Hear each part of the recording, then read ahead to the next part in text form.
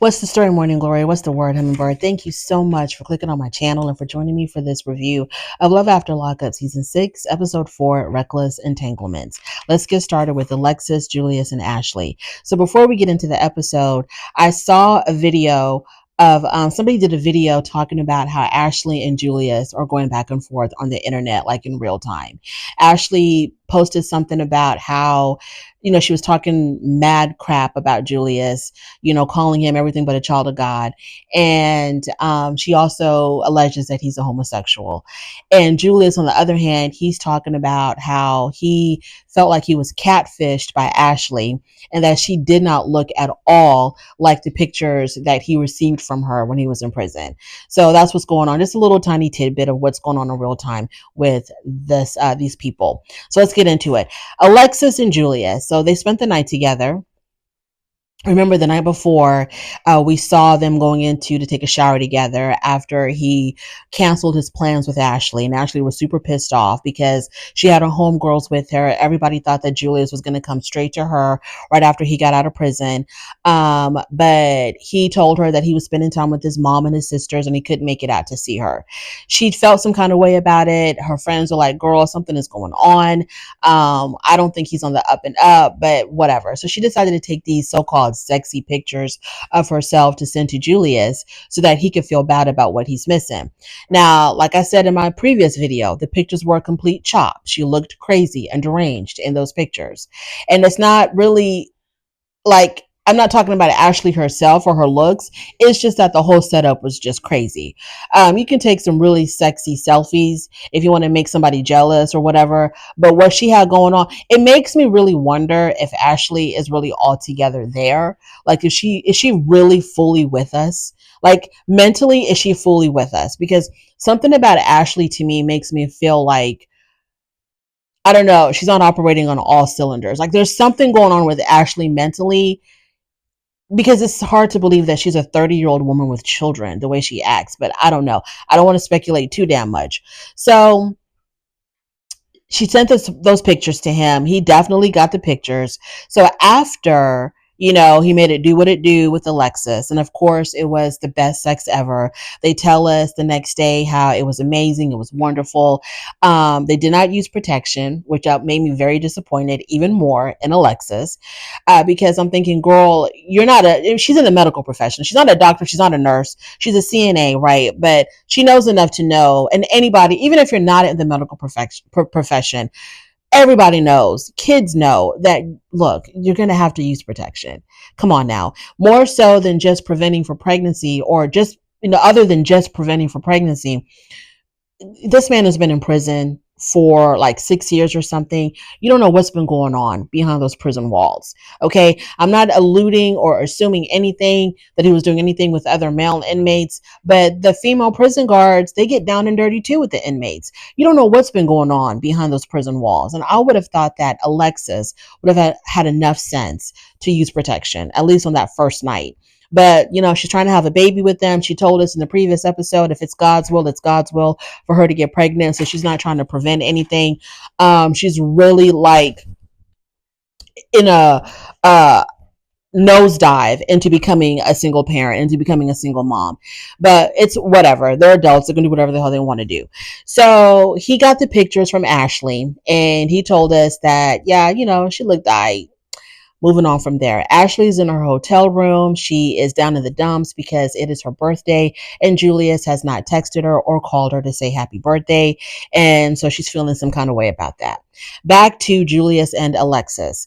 They go to see his family, his mom and his sisters. And Julius tells us that he feels some kind of way with his family because when he was incarcerated, nobody came to see him. It was only Alexis who was holding him down. So as they are approaching this family gathering, he's feeling a little bit tense. Okay, he's feeling a little bit tense with seeing his family. When we get there, we meet his mom, we see his three sisters, and we also find out that Alexis is pretty close with his family. She's actually best friends with one of his sisters. So Alexis loves the family loves Alexis, so she's already in good with Julius's family. So one of his sisters approaches him and tells him, I'm so glad that you're out. We've really missed you. We love you. And I'm sorry for not seeing you when you were locked up. And he forgave his sister. I think she gave some kind of excuse that she's a single mom and, she's busy with her kids, looking after her kids, and she never really had a chance to go see him. The mother also comes up to him, talks about how much she loves him, how much she missed him. And she also apologizes for not seeing him while he was locked up. And he forgave his mom as well. Now, his mom said that the reason why she couldn't come see him was because she got her license revoked. She has some issues with alcoholism. I guess she's got a couple of DUIs under her belt. So she wasn't able to come see him based on that reason. I mean, you still could have gotten a ride from other people. Whatever the situation was, I think that his family let him down. They should have made more of an effort to try to come see him, unless there was tension between them before he even got locked up. But if everything was copacetic before he got locked up, then they really should have made an effort to come see him, but they didn't. So they all apologize to him. He accepts their apology, and it's like they're starting fresh. The mother even goes a step further and says that, she could have done better raising her kids. She could have done better raising him as a single mom, but she was struggling with addiction to alcohol, and she was also struggling with depression. And Julius forgives his mom, hugs his mom, and tells his mother that, what, I don't blame you for how my life turned out. So don't be too hard on yourself. I made the decisions that I made. True enough, he did make those decisions on his own that landed him in prison. But I do believe that he ended up where he ended up because of how he was raised, because of whatever was lacking in the home. Now, the best parents in the world, the most attentive, the most caring parents in the world can still have children who fall off, right? That's true. But I think in a lot of situations, when the parents are just not there, either physically or emotionally there for the children probably end up making wrong decisions. So even though he did not blame his mom, I think his mom should take some accountability for, how she raised her kids. But he has forgiven her. All of that is, bridge under the water under the bridge, and we're moving on.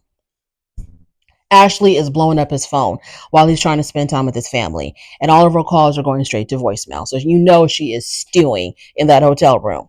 So they go back to Alexis's apartment, and his phone is still blowing up, and it's obvious, right? Alexis is noticing this, and Julius tells Alexis that, hey, it's my homeboy Tyler. He really wants to see me. He wants to see me so bad, and Alexis is getting kind of suspicious.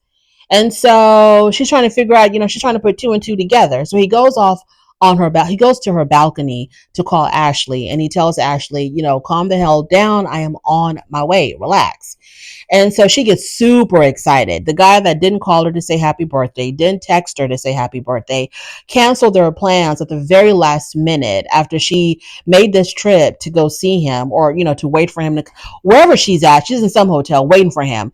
Leaves her kids behind to make time to see him, has all of her friends gathered there, excited to see him. He cancels the plans because he wants to spend the night with Alexis.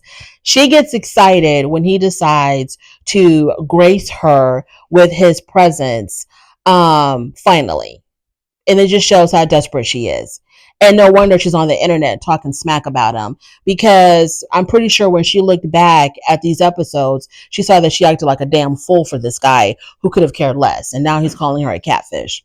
So she's super excited. She puts on her special Julius wig for him, because it's like she's got this particular wig that she just has to wear whenever, she's sending pictures to him, or, she's anticipating him coming over. So she puts on her Julius wig, and she's really excited for him to come over.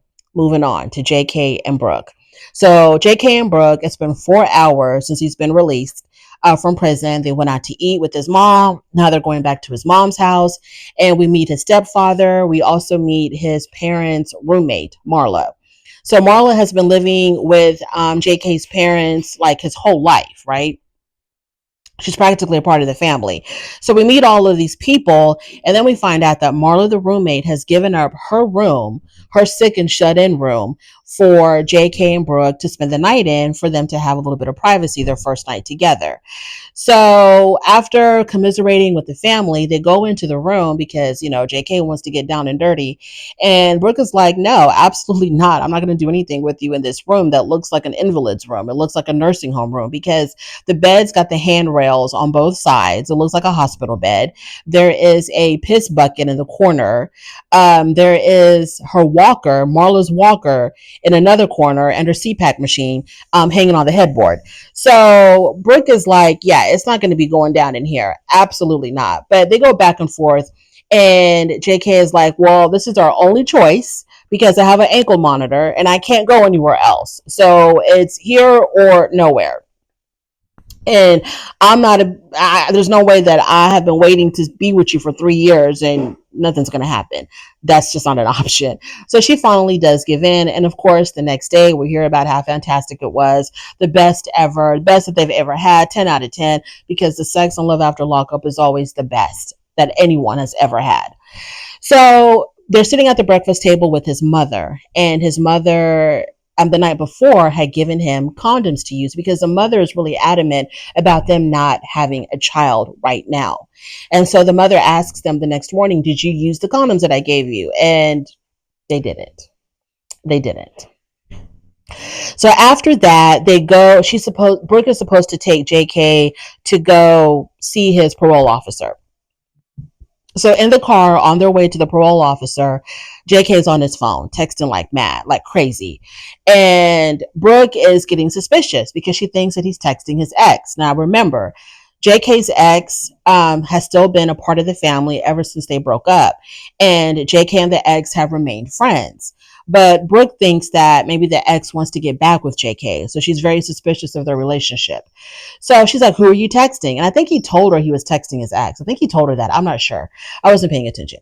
So she tells him, you better not be texting your ex because I absolutely forbid you from texting her. And he's like, well, if I tell you I'm texting her, you get mad. If I don't tell you that I'm texting her, you still get mad. So what am I supposed to do? She's like, you're supposed to not text her at all.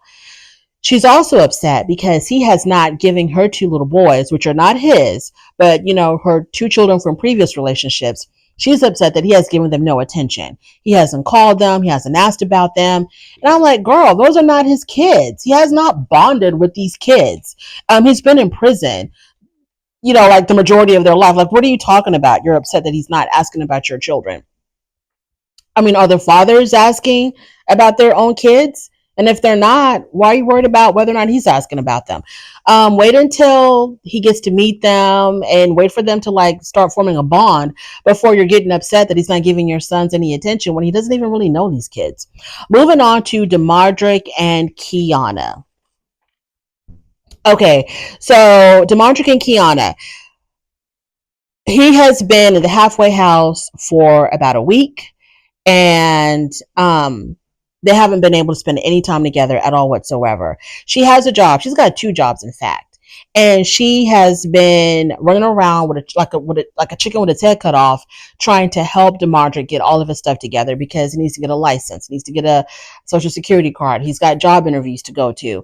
So she's the one that will stop, drop, and roll for him anytime he needs a ride to go anywhere or do anything. And then she says the reason why she's that way, the reason why she's on call for him is because if she doesn't do it, she's worried that he's going to call his baby mama and the baby mama is going to show up and do it. And that's going to probably help rekindle their relationship. So she makes sure that she's the only one that's available for him whenever he needs something done. She also tells us that she spent $20,000 on this man. Like, where do these people get this money from? Like, where do y'all get this money from? Because it doesn't look like she makes that much money. I think she works at a pharmacy or something as one of her jobs. She says she spent $20,000 on Deontrick.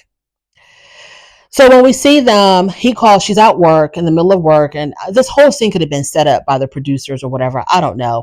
But he calls her. He needs to go to an interview. So she leaves her job to go pick him up from the halfway house and take him to his interview. After the interview, one of his homeboys picks him up and takes him to a restaurant where he's going to be meeting up with Juella, who is the mother of his 3 I think they got 3 kids together, 3 boys together. So they meet up, and Juella really wants to get back with Deontrick. She wants to put the family back together again. Deontrick tells us that their relationship was very, very toxic. They fought a lot before they broke up. So he doesn't really see himself going back to Juella. Juella thinks that she can get that old thing back. Juella thinks that, if she puts the moves on him, he'll come running back. But he tells her that, look, I am with Kiana. We got something really good going on, and I'm not trying to mess that up. Now, maybe in the future, if me and Kiana don't work out, I don't know, there might be hope between us. But for right now, I am with Kiana. He even invites Juella to his father's barbecue that's going to be coming up. And Juella tells us that she will definitely be showing up at the barbecue because Kiana is going to be there. And she's going to put on her grown and sexy outfit to try to stir things up and get things going again with Deontrick. So that's going to be very, very interesting. Moving on to Joey and Michael. So Michael has been out of prison for about an hour, and they go to a restaurant to have breakfast. And Michael takes out his list of do's and don'ts as a parolee. And one of the things that he was supposed to do was he was supposed to report directly to his PO as soon as he left prison grounds, which they didn't do. They went to breakfast first. So Joey's worried. He's like, oh my God, we should have gone to your PO straight away. Can you call your PO and let them know that, we're having breakfast or that we're on our way or whatever? And Joey's like, I ain't calling him. I ain't calling nobody. I don't give a damn about none of that stuff. I'm going to do what I want to do. So then Michael also plans on spending the night with Joey, and not at the house, because he's supposed to go from the parole office to the halfway house. And he tells Joey that, no, I want to spend the night with you. And so Michael's like, okay, no. Michael tells Joey, I want to spend the night with you. And Joey says, that's fine, but can you please call your PO and get permission to spend the night at my place instead of going to the halfway house tonight? And Michael's like, nope, ain't doing it. Don't really care.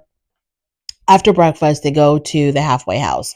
So the managers of the halfway house, they give them all the list of do's and don'ts and blah, blah, blah, all the rules of the house. And when they walk out, Michael tells Joey, I ain't doing none of that. In fact, I'm not even coming back here tonight. So Joey's extremely frustrated because Joey really wants Michael to make it this time, because Michael has been in and out of prison for years. And Joey really wants him to make it this time so that they can have a chance in building their relationship. And he's frustrated with Michael because Michael just doesn't give a damn. Michael still has this criminal mentality. Like, nobody's going to tell me what to do. I don't care about the consequences. I'm going to do what I want to do, what makes me happy. So Joey's like, oh my God. And he starts crying in his interviews or in his confessionals. He's crying. He's like, I don't know what's wrong with him. I really want him to do better so that we can have a chance. And the producers ask him, why do you even bother? If he's letting you know, he's making it clear that he's not going to follow anybody's rules and doesn't care about going back to prison. Why do you even bother? And Joey says, because I love him. I love the kid. By the way, remember how Michael's mother had did a factory reset on his phone so that he wouldn't have any contact with the people that constantly get him in trouble, with the drug dealers and the bad people that help him go back to prison? Well, Michael ended up calling the service provider and got all of his contacts back. All of his contacts are back. So he is ready to hit the streets, ready to hang out with his old gang again. And of course, Joey is extremely worried about that. Moving on to Will and Courtnee. So Will has just met with Courtnee's mom for dinner because the next morning, both of them are going to go get Courtnee when she's released from prison. So after meeting with Courtnee's mom, they go to their separate rooms of the hotel, and Will shows us all of the adult toys that he's brought that he wants to use on Courtnee. Then they cut away to Courtnee, where she's like doing her little confessional from behind bars, and she's telling the producers that she has no intentions of being intimate with Will, that she's going to take things extremely slow before they get to that point of intimacy. So the mom, like I said, is very worried about this relationship. She thinks that they're moving way too fast. She thinks that they don't really know each other that well to be getting married. Courtnee is still struggling with her addiction. And Will is just not her type. So the mom is very worried about this relationship. So the next day they meet up. They go to the prison grounds to meet Courtney there. Her AA sponsor is also there as well. And so when Courtney finally is released from prison, she runs to Will first, not her mom. She runs to Will, gives him a great big hug. Everybody's really excited to see Courtney. It's a wonderful reunion, etc., etc. And I'm watching the body language and the interaction between Will and Courtney, trying to figure out, is she into this guy? Because this is the first time that they've ever met in person. And I'm looking at her to see, is she into him? Is this going to work out? Like, what's going on here? And they hugged, they kissed. He picked her up, twirled her around. She gave him like a whole bunch of kisses all over his face. It seemed like she was, but then again, she just came out of prison, so she needs money. She needs a place to stay. I'm pretty sure she's trying to get away from her mom. So of course she's going to show him that she's really, really, really into him, because she needs a lot from him. She needs him to take care of her, give her a phone, buy her clothes, give her spending money, all that other stuff. But she tells us that she really likes him. She says that this is the first good boy that she's ever dated, and that she wants to spend the rest of her life with him. So we'll see how that turns out. I'm assuming not well. It won't turn out well at all. Moving on to Brian and Brooklyn. So remember last week's episode, Brian has just been released, I think, to the halfway house. And Brooklyn had gone to the halfway house to get some of the stuff that was delivered there from the prison that belongs to Brian. So one of the things that she picked up for him was his tablet. Now, he had a picture in his tablet of another woman. And so she got really upset about that. It was like an actual physical photo that he had stuck in the back of the tablet. So she's like really upset about that. Like, who the hell is this? I'm supposed to be his one and only. Why does he have pictures of other women on his tablet? So he calls her, and she automatically starts interrogating him. Who's this girl in this picture on your tablet? He plays dumb. He's like, I don't know. It's just some Instagram, whatever, some Instagram chick. I don't know. And she asks him, why would you have a picture of another woman, but not a picture of me? And he tells her, why would I want my fellow inmates to see my girl? What? So I guess his point is, girl, you're so beautiful and you're so fine. I don't want other men looking at you.